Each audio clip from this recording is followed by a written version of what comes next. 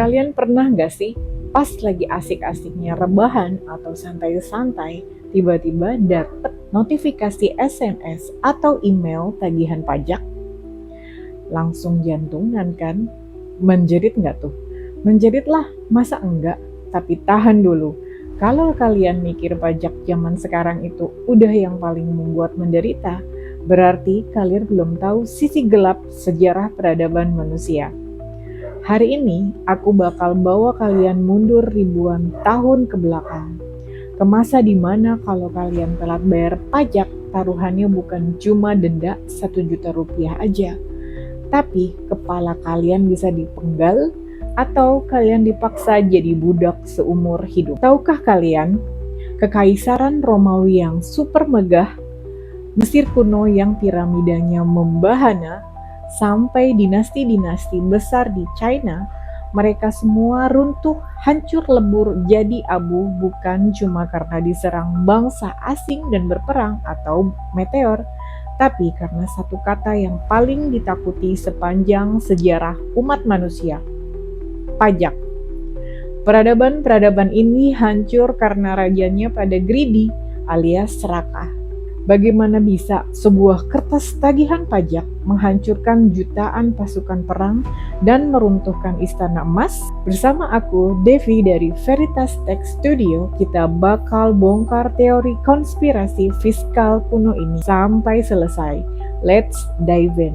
Kita mulai dari nenek moyangnya peradaban, Mesir kuno. Bayangan kita tentang Mesir kuno pasti tentang emas, mumi, dan Firaun yang agung. Tapi plot twistnya, di balik megahnya piramida Giza yang berdiri kokoh itu, ada air mata para petani yang diperas sampai kering oleh para pemungut pajak kerajaan yang disebut scribes. Zaman dahulu belum ada yang namanya uang kertas atau transferan m-banking seperti sekarang ini. Jadi, bagaimana cara Firaun menarik pajaknya? Pakai hasil bumi lah. Setiap tahun petugas pajak Firaun bakal datang ke rumah-rumah warga membawa tongkat pengukur. Mereka menghitung seberapa tinggi air sungai Nil mengalir. Gila nggak tuh? Tinggi air sungai aja dipajakin. Logika Firaun begini, kalau sungai Nil banjirnya aja tinggi, berarti tanah kalian subur dong. Kalau tanah subur, panen kalian pasti melimpah. Jadi, pajak kalian harus naik. Lah, padahal kan belum tentu panennya sukses. Kalau tiba-tiba ada hama belalang bagaimana? Firaun tidak mau tahu. Pokoknya setoran gandum, minyak, dan ternak harus sampai ke gudang istana. Nah, kalau ada warga yang miskin dan tidak sanggup bayar, apa yang terjadi? Ini sisi gelapnya. Petugas pajak mereka gak bakal ngasih surat teguran atau STP seperti sekarang. Mereka bakal membawa pasukan. Warga yang menunggak dipukuli di depan umum, lalu seluruh keluarganya diseret untuk dijadikan budak kerja paksa menambang batu buat kuburan si Firaun ini sampai mati. Sistem yang sangat biadab ini berjalan ratusan tahun, sampai akhirnya rakyat jelata udah di titik mati rasa. Pas ada serangan dari bangsa asing, rakyat Mesir bukannya belain rajanya, malah bilang mending ganti raja aja sekalian daripada diperas terus sama Firaun. Akhirnya peradaban Mesir kuno yang katanya tidak tertandingi ini rontok dari dalam gara-gara rajanya hobi malakin rakyatnya sendiri. Sekarang kita pindah ke Eropa, ke Kekaisaran Romawi. Ini adalah imperium terbesar di dunia pada masanya. Pasukannya ditakuti. Wilayahnya membentang dari Inggris sampai Timur Tengah. Tapi tahu nggak apa yang membuat Romawi hancur? Salah satunya adalah sistem perpajakannya yang gila banget. Namanya publicani atau tax farming. Ini konspirasi paling busuk di zamannya. Jadi saking luasnya wilayah Romawi, Kaisar di Roma tuh males narikin pajaknya sendirian ke daerah-daerah jajahannya. Akhirnya apa? Hak penarikan pajak itu dilelang ke orang-orang yang kaya atau swasta. Gila nggak tuh? pajak diswastanisasikan. Misalnya nih, wilayah Korintia dilelang. Orang kaya A bilang ke kaisar, aku bayarin aja nih di muka ke kaisar 10 miliar, tapi izinin aku menarik pajak sesuka hati aku di wilayah itu untuk balikin modal. Kaisar bilang, oke, deal. Yang penting kaisar dapat uang instan untuk foya-foya dan bayar pasukannya untuk berperang. Nah, si tengkulak pajak swasta ini otomatis bakal brutal dong pas turun ke lapangan.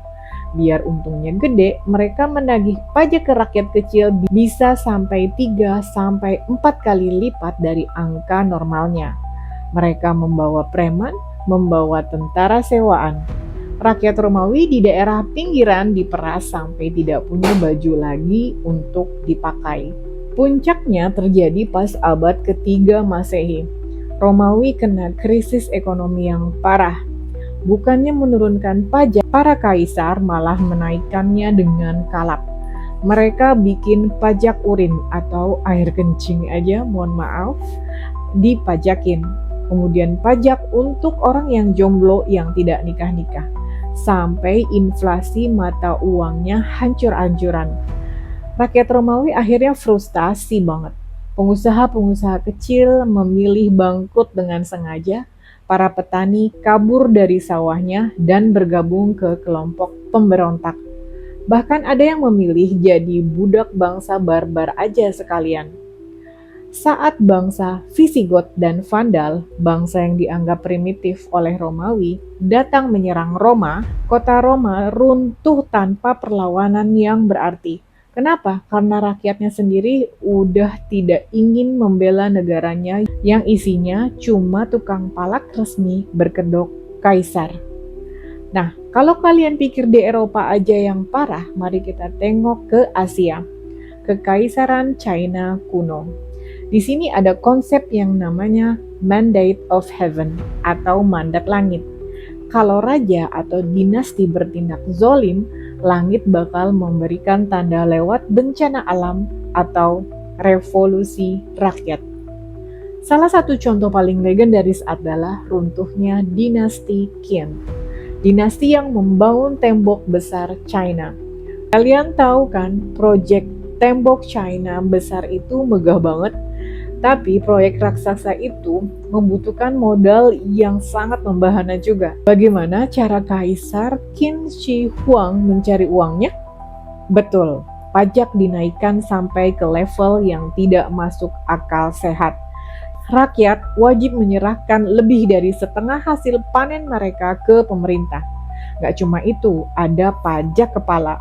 Artinya, setiap nyawa yang bernafas di dalam rumah harus dibayar pajaknya. Kalau tidak mempunyai uang buat bayar pajak anak bayinya yang baru lahir, pilihannya hanya dua, membayar pakai nyawa atau anak itu diambil paksa untuk jadi pekerja rodi sampai mati di proyek tembok besar. Gara-gara aturan pajak yang sangat mencekik ini, lahirlah pemberontakan besar-besaran yang dipimpin oleh seorang petani miskin bernama Liu Bang. Rakyat yang sudah terlanjur kelaparan dan tidak mempunyai apa-apa lagi untuk hidup, langsung kompak membawa cangkul dan parangnya menyerbu istana kaisar dan membakar seluruh kejayaan dinasti Qin sampai rata dengan tanah. Gimana tuh? Merinding nggak mendengar sejarah perpajakan kuno tadi? Dari Mesir, Romawi, sampai China, polanya selalu sama. Peradaban runtuh bukan karena pajaknya itu sendiri, tapi karena sistemnya yang korup.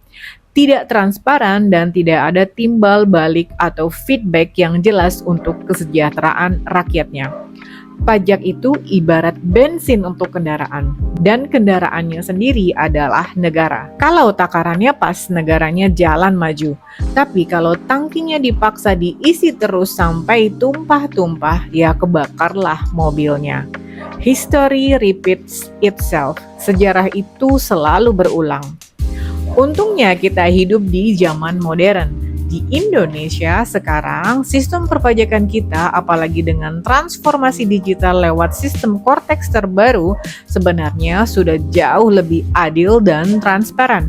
Pemerintah sengaja menyediakan banyak banget fasilitas atau jalur insentif atau fasilitas legal agar masyarakat kecil dan UMKM atau pebisnis tidak perlu boncos. Contohnya seperti aturan PMK nomor 37 tahun 2025. PMK tersebut diperuntukkan untuk para pebisnis online seller di marketplace di Indonesia. Kalau kalian tahu strateginya, kalian bisa terbebas potongan otomatis 0,5% itu secara legal 100%. Nah, khusus buat teman-teman para pebisnis perorangan atau UMKM yang omset totalnya masih di bawah 500 juta dalam setahun, kalian dilindungi oleh undang-undang untuk tidak membayar pajak dan tidak boleh dipotong saldonya oleh marketplace tempat kalian berjualan. Tapi ingat, kalian wajib mempunyai surat pelindungnya atau dokumen pelindungnya, yaitu surat pernyataan bebas pemotongan PPh pasal 22 untuk diupload ke akun toko kalian sebelum sistem potong otomatisnya berjalan penuh. Kalian tidak usah bingung nyari draftnya kemana-mana atau membayar konsultan mahal-mahal. Kami dari Veritas Tax sudah menyiapkan draft dokumen resmi surat pernyataan PMK nomor 37 ini secara gratis. Khusus untuk penonton setia aku, Devi Veritas Tax, caranya gampang banget. Klik tombol subscribe untuk channel ini dan like video kami. Kemudian komen mau di kolom komentar di bawah sekarang juga. Nanti tim kami akan mengirimkan draft surat pernyataan tersebut ke email teman-teman atau DM by Instagram. Mari jadi wajib pajak yang cerdas, pahami hukumnya, manfaatkan fasilitasnya, dan amankan uang toko kamu biar tidak habis dipotong otomatis. Aku Devi dari Veritas Tax Studio, sampai jumpa di pembahasan konspirasi dan edukasi fiskal berikutnya. Bye semua, terima kasih sudah menonton sampai habis. Bye.